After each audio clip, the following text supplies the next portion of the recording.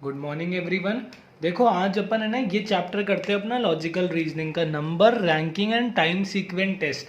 ये 3 चैप्टर नहीं है, ये एक ही चैप्टर है नंबर, जिसमें अपन नंबर सीक्वेंस टेस्ट के बारे में देखेंगे, डेट टाइम सीक्वेंस टेस्ट के बारे में देखेंगे और रैंकिंग सीक्वेंस टेस्ट के बारे में देखेंगे। बहुत छोटे छोटे टॉपिक है, मेरे हिसाब से 10-15 मिनट की वीडियो बनेगी और ज़्यादा इसमें प्रैक्टिस की भी ज़रूरत नहीं है, मैं आपको इधर ही करा दूंगा प्रैक्टिस जो करानी है। सबसे पहले देखो नंबर टेस्ट। देखो नंबर टेस्ट अपन अल्फा न्यूमेरिक के अंदर कर चुके हैं। इसमें वही कॉन्सेप्ट है प्रीसीडेंट और फॉलो वाला, मतलब अपन को कोई सीक्वेंस दे रखी होगी, और हमें बोला होगा कितने नंबर है जो कि किसी नंबर से प्रीसीड कर रहे हैं या फॉलो कर रहे हैं। पहले इसका अपन कॉन्सेप्ट समझ लेते हैं, फिर अपन नंबर टेस्ट के 4-5 क्वेश्चन कर लेंगे और अपन इसमें एक्सपर्ट हो जाएगी। ठीक है, 1 मिनट दो मेरे को, ज़्यादा कुछ नहीं है, ये तीनों छोटे छोटे टॉपिक है। इसमें देखो नंबर टेस्ट में क्या होगा, रैंडम सीक्वेंस दे रखी है, हमें क्या दे रखी है, रैंडम सीक्वेंस। 1 मिनट रुको, ये देखो ये रैंडम सीक्वेंस ऐसा करके कुछ भी दे रखी होगी, और वो बोलेगा, अब देखना, how many twos are there, which are immediately followed by 3. How many twos are there which are immediately followed by 3 and preceded by 1? How many twos are there which are immediately followed by 3 and preceded by 1? इसका मतलब how many twos are there, सबसे पहले twos को mark कर लो, twos को mark कर लिया। अपना रूल क्या बोल रहा है ये लिख लो, रूल क्या बोल रहा है, how many twos are there which are immediately preceded। Preceded का मतलब क्या होता है, उसके पीछे वाला। प्रीसीड को कैसे ध्यान रखो, पीछे से ध्यान रखो, preceded by 1 and followed by 3। समझ गया, तो ये अपना रूल हो गया। इस रूल से क्वेश्चन कर लो, बस ये पेयर ढूंढ लो। एक पेयर तो ये बन रहा है, 2 और का है, 2 यहाँ पर है, पर इसके आगे तो 3 आ रहा है, पर इसके पीछे 1 नहीं आ रहा, तो ये नहीं होगा। ये अपन अल्फा न्यूमेरिक में कर चुके हैं, इसलिए मैं फटाफट कर रहा हूँ। ये 2 है, इसके पीछे 1 नहीं आ रहा, पर आगे 3 आ रहा है, इसके पीछे भी 1 आ रहा है, इसके आगे भी 3 आ रहा है, तो इस क्वेश्चन में हमारे 2 पेयर हो गए। बस ये प्रीसीडेड और फॉलोड वाला ही कॉन्सेप्ट है और इसमें कुछ भी नहीं है। अब ये 5 क्वेश्चन देख लो और इसके अंदर ज़्यादा प्रैक्टिस की भी जरूरत नहीं है, क्योंकि यार लॉजिकल रीजनिंग में प्रैक्टिस के अंदर उसकी जरूरत होती है जिसमें गलती करने के चांस होते हैं। इसमें क्या गलती करने के चांस हो गए, देखो क्या लिखा है, how many 5s are there which in the given number which are immediately preceded by 3 और 4 बट नॉट फॉलोड बाय 8 और 9। थोड़ा ट्रिकी हुआ, पर हमें क्या मतलब, जैसा क्वेश्चन बोले उसके हिसाब से रूल डिकोड कर लो। सबसे पहले क्या पूछ रहा है, सबसे पहले 5 पूछ रहा है, 5 को मार्क कर लो। ये how many 5s are there, ठीक है, सिर्फ 5 को चेक करना है। ये 5 को मार्क कर लिया अपन ने। अब ये क्या बोल रहा है, how many 5s are there which are immediately, मतलब 5 के पीछे या तो 3 आना चाहिए या 4 आना चाहिए, और 5 के आगे 8 और 9 में से कुछ भी नहीं आना चाहिए। उस पेयर को हमें काउंट करना है। इसका मतलब क्या हुआ, इसका मतलब ये हुआ 5 के पीछे सिर्फ 3 आ सकता है या 4 आ सकता है, और 5 के आगे कोई भी नंबर आ सकता है, पर अगर 5 के आगे 8 और 9 आया तो उस पेयर को अपन काउंट नहीं करेंगे। बहुत सिंपल सा है। अब चेक करते जाओ, ये 5 है, इसके पीछे तो 3 आ रहा है, तो पीछे तो 3 आना चाहिए, पर यार इसके आगे तो 9 आ गया और हमें तो 9 चाहिए नहीं, तो ये वाला 5 नहीं होगा। अब इसको चेक करो, ये वाला 5 है, इसके पीछे या तो 3 होना चाहिए, 4 होना चाहिए, पर इसके पीछे तो 9 है, तो ये वाला 5 भी नहीं होगा। ये वाला 5 देखो, इसके पीछे या तो 3 होना चाहिए या 4 होना चाहिए, हाँ ये वाली कंडीशन सेटिस्फाई कर गई। आगे देखो, इसके या तो मतलब सब कुछ हो सकता है, सिर्फ 8 और 9 नहीं हो सकता। हाँ इसके आगे तो वैसे भी 3 है, तो एक पेयर तो हमारा ये मिल गया। इसके पीछे 3 होना चाहिए या 4 होना चाहिए और आगे 8 नहीं होना चाहिए, बाकी कुछ भी हो सकता है। 8 और 9 नहीं होने चाहिए, बाकी कुछ भी हो सकता है, ये वाला पेयर भी मिल गया। इसके पीछे 3 और 4 होने चाहिए, 8 और 9 नहीं होने चाहिए, ये वाला पेयर भी मिल गया। मतलब ये तो कितना ईजी है, 3 और 4 होने चाहिए, 8 और 9 नहीं होने चाहिए, 3 या 4 होने चाहिए, इसमें 3 और 4 नहीं है, इसमें भी नहीं है, 3 और 4 होने चाहिए और आगे 8 और 9 नहीं होने चाहिए, 3 और 4 होने चाहिए और आगे 8 और 9 नहीं होने चाहिए। कितने पेयर आ गए, 1 2 3 4 5 6 पेयर आ गए। अगर कोई पेयर छूट जाए तो अपने आप कर लेना, मैं आपको यहाँ कॉन्सेप्ट समझा रहा हूँ कि हमें करना क्या है, समझ गए। जो रूल गिवन है, जो क्वेश्चन गिवन है, उसके हिसाब से रूल डिकोड कर लो और उस रूल को इसमें लगा के अप्लाई करके आंसर निकाल लो। यही हमारा नंबर टेस्ट है, यही हमारा नंबर टेस्ट है, ठीक है। आगे चलो, how many fives are there in the given sequence which are preceded by 3 but not followed by 8। वही देखो, fives are there which are preceded by 3, 5 के पीछे 3 आ सकता है पर 8 नहीं आ सकता, 5 के पीछे 3 आ सकता है पर 8 नहीं आ सकता। पहले पांचों को मार्क कर लो, कितने 5 है, एक 5 है और कोई 5 है, ये एक और 5 है और कोई 5 है, एक और 5 है और कोई 5 है। अगर कोई 5 छूट जाए तो आप लोग देख लेना, ठीक है। 5 के पीछे 3 आना चाहिए, इसके पीछे तो 4 आ रहा है तो ये तो होगा नहीं।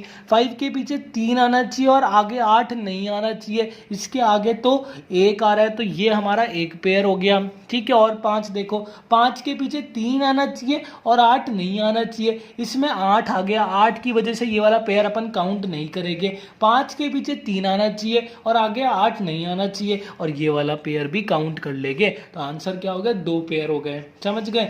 चलो आगे चलो, 3 क्वेश्चन और करेंगे रैंकिंग टेस्ट के, ये हमारे नंबर टेस्ट के। उसके बाद अपन आगे वाले टॉपिक में चलेंगे। How many 8s are there which are immediately followed by even number and preceded by odd number. अब देखो 8 है, ये तो यार सबको रूल के डिकोड करके करना है। क्या बोल रहा है, 8 के आगे फॉलो का मतलब तो इवन आना चाहिए और प्रीसीड का मतलब पीछे, पीछे क्या आना चाहिए, ऑड आना चाहिए। इस पेयर को ढूंढना है तो सबसे पहले 8 जहां पर भी है उसको मार्क कर दो। ये एक 8 को मार्क कर दिया, ठीक है, ये 2 8 को मार्क कर दिया, ये तीसरा 8 मार्क कर दिया, चौथा 8 मार्क कर दिया। कोई 8 छूट जाए तो प्लीज़ माफ़ी देना, ठीक है। ये सारे 8 को मार्क कर दिया।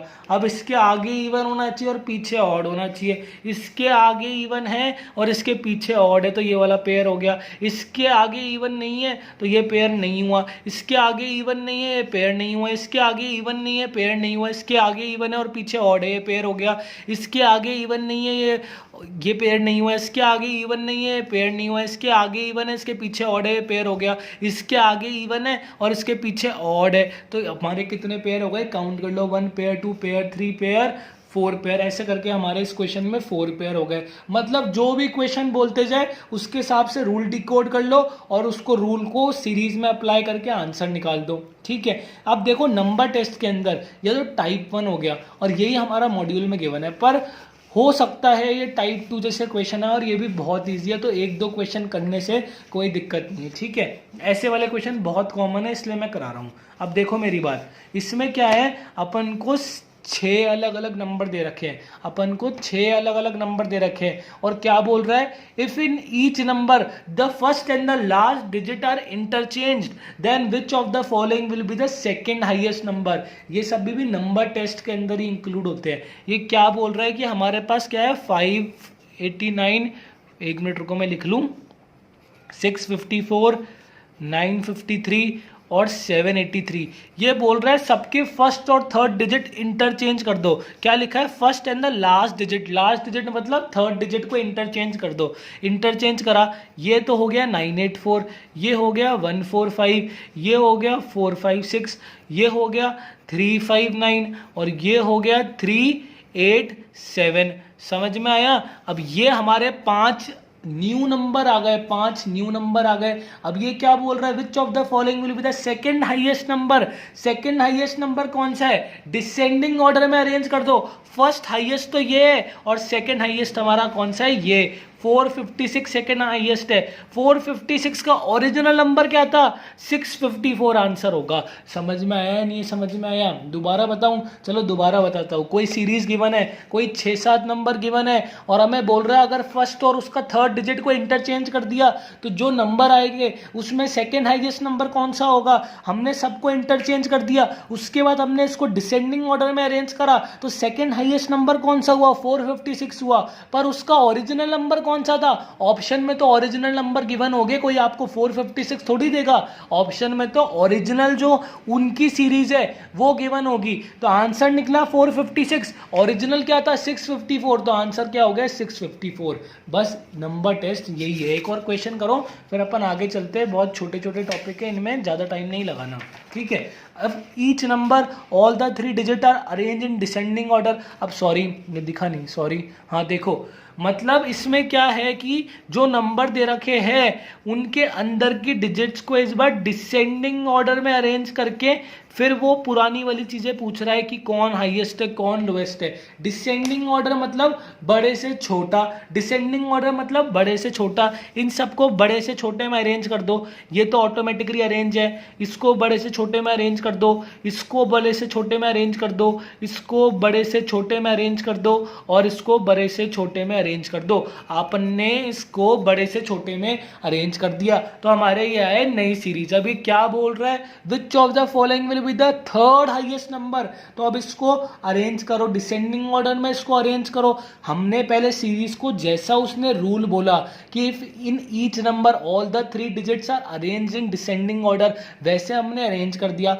उसने अगर अगर ये बोलेगा कि in every number 2 is added and then arranged in descending order, तब उसको अरेंज कर देना। मतलब कुछ भी बोल सकता है क्वेश्चन, हमें जैसा क्वेश्चन बोल रहा है वैसे चीजों को फॉलो करना है। अब थर्ड हाईएस्ट पूछ रहा है तो इसमें हाईएस्ट निकालो। हाईएस्ट कौन सा हुआ? हाईएस्ट हो गया 1 2 और 3, और उसके बाद 4 और ये 5।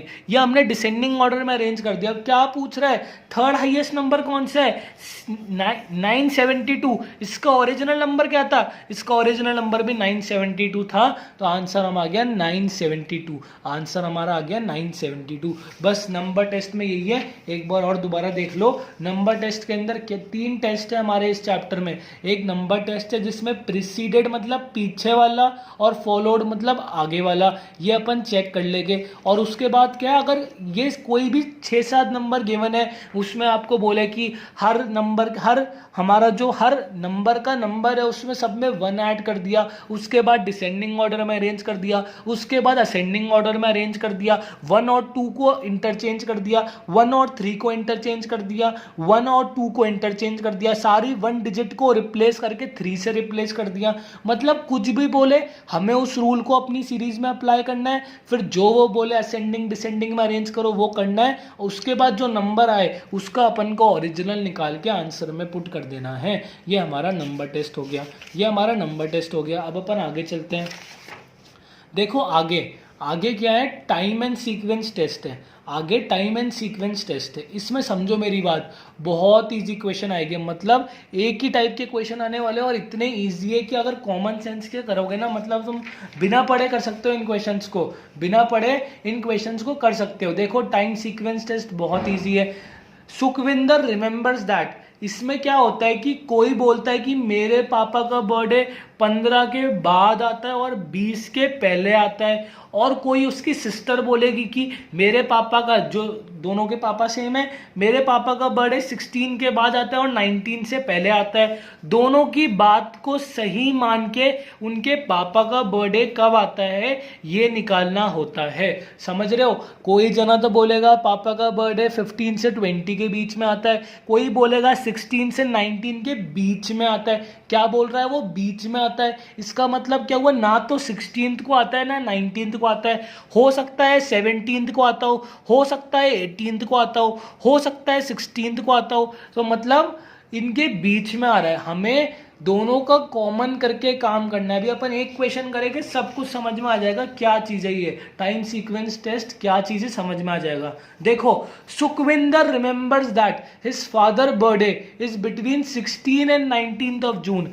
एक जना, पहले जने ने क्या बोला, 16th से लेके 13 से लेके 16 के बीच में आता है। बीच में आता है मतलब ना तो 13th को आता है ना 16th को आता है, मतलब या तो 14 को आएगा या 15 को आएगा, या तो 14 को आएगा या 15 को आएगा। इतनी बात समझ में आई? समझ में आ रही है? चलो आगे नेक्स्ट पढ़ो क्या लिखा है। Whereas his sister remembers that her father birthday is between 14 and 18। उसकी सिस्टर को क्या लगता है कि मेरे पापा का बर्थडे 14 से 18 के बीच में आता है। इसका मतलब क्या हुआ, या तो उसकी सिस्टर के हिसाब से बर्थडे 15 को आता है, या 16 को आता है, या 17 को आता है। तो हमें इनका रियल बर्थडे फाइंड आउट करना है, रियल बर्थडे फाइंड आउट करना है। देखो इन क्वेश्चंस में क्या होता है कि दोनों की स्टेटमेंट सही होती है। ऐसा नहीं कि तुम बोलोगे ये तो भूल गया, ये गलत बोल रहा है। जो स्टेटमेंट 1 बोल रहा है, जो स्पीकर 1 बोल रहा है वो भी सही है, और जो स्पीकर 2 बोल रहा है वो भी एकदम सही है। अब देखो ये तो बोल रहा है या तो 14 को आएगा या 15 को, ये बोल रहा है या तो 15 को आएगा, 16 को या 17 को। कॉमन क्या हुआ, कॉमन दोनों किस पे बोल रहे हैं कि 15 को आएगा, तो आंसर क्या हो गया, 15th हो गया। समझ में आई या नहीं आई? दोबारा सुनो मेरी बात। इसमें दो जने कोई दो अलग अलग चीज बता रहे हैं, पर अलग अलग चीज उनके बीच में बता रहे हैं कि बिटवीन।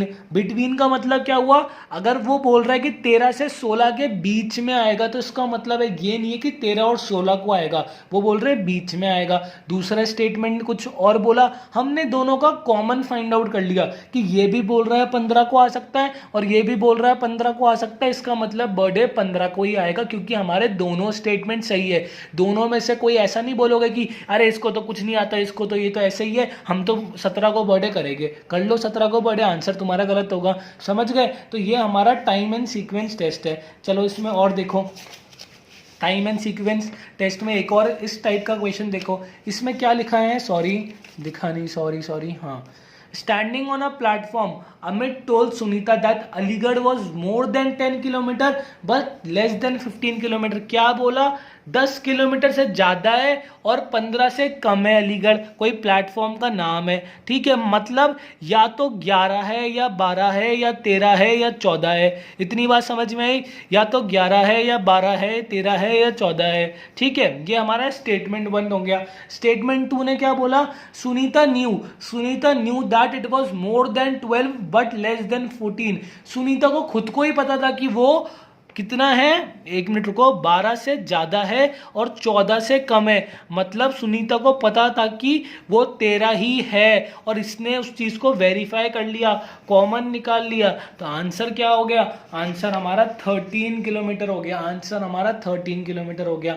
दोबारा समझो मेरी बात। अमित ने क्या बोला कि प्लेटफॉर्म 10 से लेके 15 के बीच में आता है, या तो 11 पे, 12 पे, 13 पे या 14 पे आएगा। सुनीता ने क्या बोला, 12 के ऊपर आता है, 14 के नीचे आता है, 13 पर आता है। वैसे तो अगर इसमें ये स्टेटमेंट नहीं होता तभी भी अपन कर सकते थे, पर हमने जो रूल बताया वो देखो, हमें इन दोनों में से कॉमन निकालना है। जो कॉमन हुआ वो हमारा आंसर हो गया। आंसर हो गया तो क्या आंसर हो गया, 13 किलोमीटर पे हमारा स्टेशन आता है। 13 किलोमीटर पे हमारा स्टेशन आता है। ये देखो, इसके बाद एक मॉड्यूल का भी देख लो, time and sequence test. Module में से एक एक क्वेश्चन दे रखे हैं इनके, क्योंकि ये चैप्टर में कॉन्सेप्ट ही एक एक है, ठीक है। देखो टाइम एंड सीक्वेंस टेस्ट में मॉड्यूल ने एक क्वेश्चन दे रखा है। मॉड्यूल क्या बोल रहा है, सतीश को लगता है उसके पापा का बर्थडे, उसके ब्रदर का बर्थडे कब आता है, 15 के बाद आता है और 18 से पहले आता है। देखो 15 के बाद आता है और 18 से पहले आता है। या तो 16 को आएगा या 17 को आएगा, ऐसा एक स्टेटमेंट स्पीकर 1 को लगता है। काजल को क्या लगता है कि उसके भाई का बर्थडे 16 के बाद आएगा पर 19 से पहले आएगा। 16 के बाद आएगा या 19 से पहले आएगा, मतलब या तो 17 को आएगा या 18 को आएगा। तो इन दोनों का कॉमन क्या है, 17 हुआ ना। ये भी 17 पे सेटिस्फाई कर रहा है और ये भी 17 पे सेटिस्फाई कर रहा है। तो आंसर क्या हो गया, आंसर हमारा 17 हो गया। चेक कर लो आंसर, आंसर क्या है, 17 फरवरी आंसर हो गया।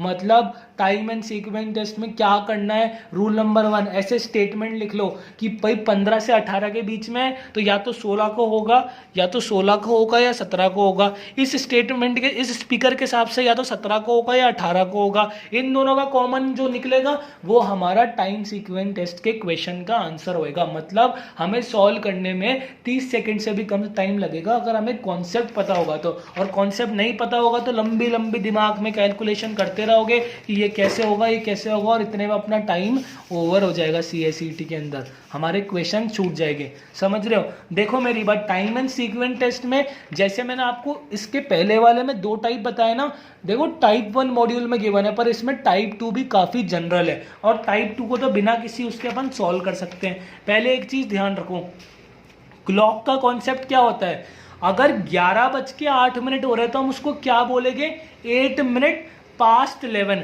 हम क्या बोलेंगे, 8 मिनट पास्ट 11। अगर 11:08 हो रहे हैं तो हम उसको बोलेंगे 8 मिनट पास्ट 11। और अगर 11 बजने में 6 मिनट है तो हम उसको बोलेंगे 6 मिनट्स टू 11। 6 minutes to 11। इन 2 चीज़ों को प्लीज़ ध्यान रखना। मतलब अगर 11 बज के आगे हो चुके, 12:05 हो गए तो उसको हम क्या बोलेंगे, ये बहुत जगह हेल्प करेगा। देखो 12:25 हो गए तो इसको अपन क्या बोलेंगे, इसको अपन बोलेंगे, बताओ बताओ जल्दी बताओ, 25 मिनट्स पास्ट 12 बोलेंगे। और अगर 11, और अगर क्या हो रहा है 11:45 हो रहे हैं तो इसको अपन क्या बोलेंगे, 12 बजने में 15 मिनट है, मतलब 15 मिनट्स टू 12। इन 2 कॉन्सेप्ट को ध्यान रखना जिससे कि हमें टाइम से रिलेटेड क्वेश्चन हो, क्योंकि टाइम वालों में बहुत दिक्कत आ जाती है। लोगों को पास्ट का मतलब तो पता होता है कि बज चुके, पर टू का मतलब नहीं पता होता। टू का मतलब है कि बजने वाले, अभी तक बजे नहीं है। तो देखो ये बहुत इजी क्वेश्चन है, इसको भी मैं करा देता हूँ जिससे कि अपना टाइम एंड सीक्वेंस में भी अगर मान लो टाइप 2 आए तो अपन से सॉल्व हो जाए। Ashish leaves his house at 20 minutes to 7 लिखा है। 2:07 का मतलब क्या हुआ, अभी 7 बजे नहीं है, 20 मिनट है। या तो बिफोर आएगा तो बिफोर में तो हम समझदार है ही, पर 2 आएगा ना तो काफ़ी बच्चों को समझ में नहीं आएगा, पर जो CSGO वाले बच्चे होंगे उनको सब समझ में आएगा। ठीक है, तो 6:40 टाइम हो रहा है। क्या बोल रहा है ये, Ashish leaves his house at 20 minutes before 7 in the morning, reaches Kunal house in 25 minutes. कब पहुंचा कुणाल के हाउस, 25 मिनट बाद पहुंचा। 25 मिनट बाद का मतलब क्या हुआ, इसमें ऐड कर दो, 7:05 पे कुणाल के घर पहुंचा।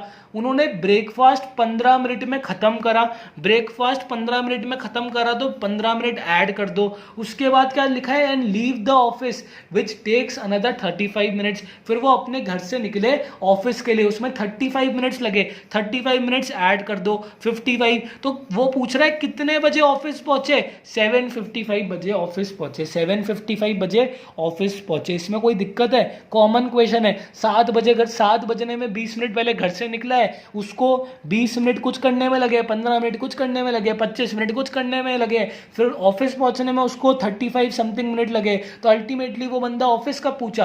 अगर ये 2 वाला कॉन्सेप्ट नहीं होगा तो ये कैसे करोगे, 2 को क्या लोग मान लेंगे, 7:20 मान लेंगे, तो आंसर ही नहीं आने वाला, आंसर गलत आने वाला है। तो इससे अपन ने क्या चीज सीखी, एक तो पास्ट का मतलब होता है बज चुके हैं, टाइम हो चुका है, और 2 का मतलब क्या होता है, बजने वाले। ये क्लॉक का कॉन्सेप्ट है। ठीक है, देखो टाइम और सीक्वेंस टेस्ट भी अपन ने कर लिया। एक और चीज, अपन ने टाइम एंड सीक्वेंस टेस्ट का मॉड्यूल से क्वेश्चन कर लिया ना, ये वाला देखो एक ही क्वेश्चन था और ये अपन ने डिस्कस कर लिया। वैसे ही नंबर टेस्ट का भी एक ही क्वेश्चन है मॉड्यूल में, तो इसको भी देख लो। ये देखो नंबर टेस्ट में क्या लिखा है, इसमें ये लिखा how many 5s are there which are immediately. ये मैं आपको करा चुका हूँ, 3-4 वाला ही क्वेश्चन है, तो ये वाला अपन कर चुके। तो अपन ने अभी तक क्या कर लिया, अपन ने एक तो नंबर टेस्ट कर लिया और हमने हमारा डेट एंड टाइम सीक्वेंस कर लिया।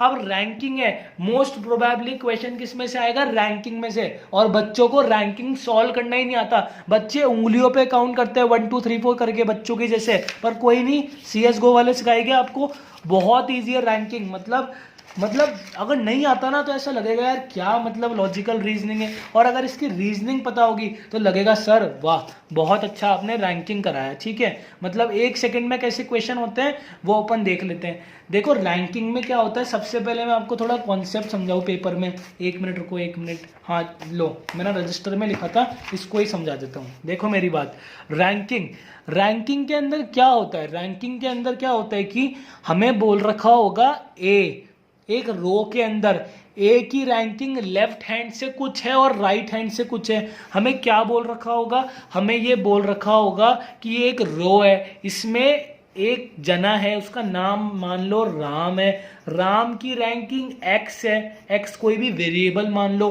और कहाँ से रैंकिंग है, ये हमारी लेफ्ट साइड से रैंकिंग है, लेफ्ट साइड से एक्स रैंकिंग है, और राइट साइड से उसकी रैंकिंग कितनी है, वाई। मतलब एक रो है, खूब सारे बच्चे बैठे हुए, 1 2 3 पता नहीं कितने बच्चे बैठे हैं, और एक जने की राम की रैंकिंग दे रखी है, एक तरफ से एक्स दे रखी है, दूसरी तरफ से वाई दे रखी है, और वो पूछता है total number of students in row बताओ। क्या पूछता है, total number of students in row बताओ। इसका फॉर्मूला क्या है, जितनी उसकी राइट से रैंकिंग है प्लस जितनी उसकी लेफ्ट से रैंकिंग है, -1 हमारा टोटल स्टूडेंट्स इन अ रो बताता है, -1 हमारा टोटल स्टूडेंट्स इन अ रो बताता है। इसको अपन एक प्रैक्टिकल एग्जांपल से समझने की पूरी कोशिश करते हैं, नहीं समझ में आए तो इग्नोर मार देना और सीधा फॉर्मूला लगा के आंसर निकाल लेना। समझ रहे हो, देखो मेरी बात, मेरे को बोला गया कि कोई बच्चा है जिसका नाम है आयुष, उसकी रैंकिंग क्या है, उसकी रैंकिंग 5th है लेफ्ट हैंड से। मतलब देखो ये लेफ्ट हैंड है, उसकी रैंकिंग क्या है, 5th है, उसकी रैंकिंग 5th है। इसका मतलब पहला बच्चा, दूसरा बच्चा, तीसरा बच्चा, चौथा बच्चा और पांचवा बच्चा, ये तो 5th रैंकिंग इस तरफ से आई, और हमें बोला गया उसकी रैंकिंग यहाँ से 4th है। क्या बोला गया, यहाँ से 4th रैंकिंग है। इसका मतलब जो ये वाला कोना है, यहाँ से 1 2 3 और ये 4th। समझ में आ रहा है, नहीं आ रहा, नहीं है, दोबारा चलो दोबारा चलो।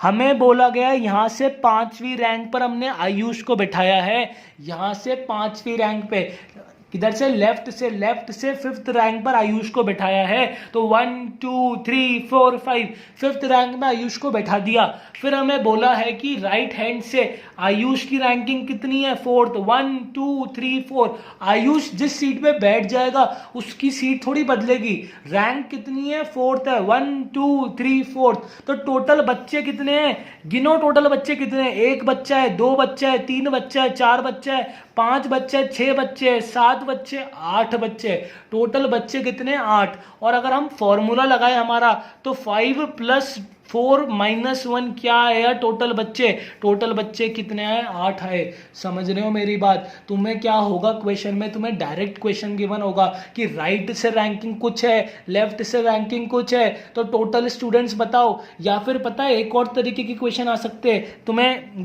ये सॉल्व करनी तो आती है इक्वेशन, ये तो बहुत ईजी चीज़ है। अगर जैसे देखो एक क्वेश्चन अपन बनाते हैं, एक क्वेश्चन क्या बनाते हैं, देखो ये बोलता है आयुष की रैंकिंग यहाँ से 5th है, यहाँ से 5th है, और यहाँ से हमें इसकी रैंकिंग नहीं पता, क्वेश्चन मार्क है। और टोटल स्टूडेंट्स कितने गिवन है, टोटल स्टूडेंट्स हमें 10 गिवन है। तो हमें ये निकालना है कि उसकी रैंकिंग राइट से कितनी होएगी, उसकी रैंकिंग राइट से कितनी होएगी, हमें ये फाइंड आउट करना है। तो इसको कैसे फाइंड आउट करेंगे, इस इक्वेशन में रखो। इस इक्वेशन में क्या हुआ, टोटल तो आ गए 10, एक तरफ से रैंकिंग है 5, एक तरफ से हमें क्वेश्चन मार्क है और -1 है। इक्वेशन को सॉल्व करो, 5 इधर गया तो माइनस हो गया 5, 1 इधर आया तो +1 = क्वेश्चन मार्क, मतलब 6 आंसर हो गया। इधर से रैंकिंग कितनी आई, 6 आई। देखो दोबारा समझो मेरी बात, इसमें से 2 टाइप के क्वेश्चन करने, बाकी रैंकिंग टेस्ट बहुत बड़ा टॉपिक है, पर हमारा इतना कॉम्प्लिकेटेड नहीं आने वाला। हमें ऊपर से पूछेंगे, हमारे सारे लॉजिकल रीजनिंग के चैप्टर ऊपर से हमें यूपीएससी के लिए या किसी बैंक पीओ या किसी और अदर एंट्रेंस एग्जाम के लिए hard and fast logical reasoning नहीं सीखनी, हमें स्मार्ट वर्क के साथ लॉजिकल रीजनिंग सीखनी है। हमें किसी बंदे की पोजीशन राइट और लेफ्ट से गिवन होगी और हमें टोटल स्टूडेंट निकालने को बोलेगा, तो क्या करेंगे, ये कर देंगे। अगर हमें टोटल स्टूडेंट गिवन हो और उस बंदे की पोजीशन राइट से गिवन हो या फिर लेफ्ट से गिवन हो, कहीं से भी गिवन हो, और हमें एक तरफ की पोजीशन निकालनी हो, तो हम क्या करेंगे, हम ये इक्वेशन के अंदर चीजों को पुट कर देंगे और हमारा जो फाइंड करने का वेरिएबल है वो अपन निकाल लेंगे। इसमें कोई दिक्कत, ये इधर जाएगा तो माइनस हो जाएगा, ये माइनस उधर जाएगा तो प्लस हो जाएगा, ये सब तो अपन को आता ही है।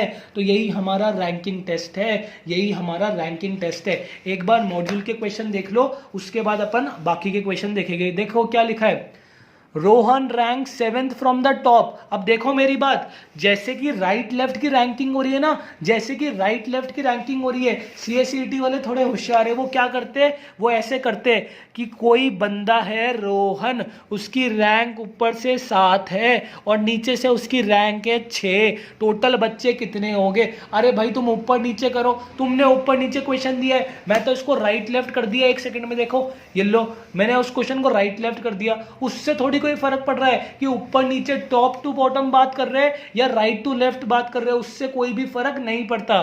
टोटल स्टूडेंट निकालना तो क्या करेंगे, 6 + 7 - 1 = 12, 13, 14, 12 आंसर हो गया। बस इतना सही, इतनी सी ही बात है। अब देखो इसमें क्या लिखा है, Rohan ranks 7th from the top and 26 from the bottom, how many students are there. Direct formula लगाओ, कितनी ऊपर से है 7, कितनी नीचे से है 26, -1 करा तो आंसर क्या हुआ, 25 + 7 = 32 हमारा आंसर क्या हो गया, हमारा आंसर हो गया ये। हमने मॉड्यूल तीनों टेस्ट की कवर कर ली। अब रैंकिंग टेस्ट के मेरे कुछ क्वेश्चन कर लो, इसके अलावा कुछ नहीं करना, इन्हीं क्वेश्चन को रिपीट कर लेना क्योंकि इसमें ज़्यादा कॉन्सेप्ट ही नहीं है, ज़्यादा कॉन्सेप्ट ही नहीं है। अब देखो, inner row position of Raj from left is 27th and from right is 34th, कितनी भी पोजीशन कर लो, हमें अगर उस बंदे की लेफ्ट से और राइट से पोजीशन दे रखी हो, चाहे वो राज हो, चाहे वो सोहन हो, चाहे कुछ भी हो, अगर हमें पोजीशन दे रखी होगी तो हम क्या करेंगे, हम 34 में 27 प्लस करेंगे और -1 करेंगे तो आंसर क्या हुआ, 26 + 30 कितना हुआ, 26, 30, 60 आंसर हो गया। टोटल स्टूडेंट्स निकालने का आंसर क्या हो गया, टोटल 60 स्टूडेंट्स हो गए। आगे चलो, आगे चलो, एक बार थर्ड क्वेश्चन कर लो जिससे कि हमारा टाइप 1 कंप्लीट हो जाए। थर्ड क्वेश्चन कर लो जिससे कि हमारा टाइप 1 कंप्लीट हो जाए। Rakesh is 9th position from upward. अब तुम ऊपर करो नीचे करो, उससे हमें क्या मतलब है, हमें एक बंदे की पोजीशन ऊपर से दे रखी है और नीचे से दे रखी है 38, टोटल स्टूडेंट्स निकालने को बोल रहा है। इसको सॉल्व करो, कितना हुआ, 8 + 38, 8 + 38 कितना हुआ, 46। आंसर क्या हो गया, टोटल स्टूडेंट्स का आंसर हो गया हमारे 46। अपन ने थर्ड भी कर लिया। टाइप 2 देख लो, अब टाइप 2 भी देख लो। इसका टाइप 2 वो वाला ही है जब अपन को देखो इनर रो, एक बंदा है उसको पोजीशन देखो, मेरी बात, इनर रो ऑफ 16%, टोटल लोग कितने, टोटल लोग है 16, एक ही पोजीशन लेफ्ट साइड से, लेफ्ट क्या होता है, लेफ्ट साइड से कितनी गिवन है 12 और राइट साइड से हमें उसकी पोजीशन निकालनी है। तो जो हमारा फॉर्मूला है उसमें पुट करो, टोटल = राइट प्लस लेफ्ट -1, इसको इधर ले जाओ, इधर ले गया तो ये माइनस हो गया, +1 कर दो क्योंकि ये 1 इधर आ गया तो प्लस हो जाएगा, तो = x, 5 आ गई उसकी पोजीशन हमारे राइट साइड से। कितनी पोजीशन आ गई, 5 पोजीशन आ गई। एक और इस तरीके का क्वेश्चन देख लो, Manish is 14th from the right hand. देखो टोटल कितने बच्चे, टोटल है 40, डायरेक्ट मैं पुट कर रहा हूं, मैं दोबारा फॉर्मूला नहीं लिखूंगा। उसके बाद राइट से पोजीशन कितनी दे रखी है 14, लेफ्ट से पोजीशन क्या होगी, x मान लो, -1 ये हमारा फॉर्मूला है। इसको इधर लेके गए, क्या हुआ, 26 हुआ, +1 हुआ, = x हुआ। कैलकुलेशन में कोई मिस्टेक हुआ तो देख लेना। तो आंसर क्या हो गया हमारा, 27 हो गया। इसमें 2 ही टाइप आएंगे। हमारा रैंकिंग टेस्ट भी कंप्लीट हो गया। मैं कुछ क्वेश्चन रैंकिंग टेस्ट क्योंकि थोड़ा सा डिफिकल्ट है, थोड़ा सा बोल रहा हूं मैं, फॉर्मूला अप्लाई करना सीखना पड़ेगा। 5-6 क्वेश्चन मैं ग्रुप में भेज दूंगा अपने। बाकी अपन ने रैंकिंग टेस्ट भी देख लिया, नंबर टेस्ट के कोई खास क्वेश्चन नहीं है, इन क्वेश्चन को प्रैक्टिस कर लेना। इससे ज्यादा क्या आएगा, हमें आइडेंटिफाई तो करना है, वो अपन कर लेंगे। और टाइम एंड सीक्वेंस टेस्ट में भी इससे ज्यादा कोई क्वेश्चन नहीं है, ये एक पर्टिकुलर कैटेगरी के क्वेश्चन है। रैंकिंग टेस्ट के क्वेश्चन ग्रुप में आ जाएंगे। ग्रुप का लिंक मैंने डिस्क्रिप्शन बॉक्स में दे रखा है। हमारे ग्रुप 1, 2, 3 ऑलमोस्ट फुल है, इसलिए हमने ग्रुप 4 क्रिएट करा था। उसके अंदर हमारे नोट्स अपडेट होते हैं और किसी को भी कोई क्वेरी हो तो मेरे को डायरेक्टली 24h/7 डीएम कर सकता है व्हाट्सएप पर। और अगर किसी को मेरे से बात करनी है तो व्हाट्सएप पर वॉइस कॉल कर सकता है, एक बार पहले मेरे को बताकर, ठीक है। और हमने प्लेलिस्ट के अंदर बहुत सारी चीजें अपलोड कर दिया, आप जाके देखो। CSET पोस्टपोन हो गया, इसका मतलब ये नहीं है कि हमें पढ़ाई छोड़नी है। लीगल एप्टीट्यूड ऑलमोस्ट 80% कंप्लीट है, हमने बिजनेस एनवायरनमेंट कंप्लीट कर दिया, हमने बिजनेस कम्युनिकेशन कंप्लीट कर दिया, उसका लास्ट चैप्टर बच रहा है, सारी चीजें 10-15 दिन में अब कंप्लीट होने वाली है, तो हम इसको पैकअप कर रहे हैं, फिर हम अपनी टेस्ट सीरीज और भी चालू करेंगे। तो जिसको भी व्हाट्सएप ग्रुप में ऐड होना है, नीचे लिंक दे रखा है, ऐड हो जाओ और मेरे से नोट्स ले लेना। लॉजिकल रीजनिंग के एज सच कोई नोट्स नहीं है, इन क्वेश्चंस की दोबारा प्रैक्टिस कर लेना और कोई डाउट हो मेरे से पूछना। और देखो, अगर वीडियो देख रहे हो तो प्लीज सब्सक्राइब जरूर कर देना, उससे एक मोटिवेशन मिलता है, और लाइक भी कर देना। ठीक है, थैंक यू वेरी मच।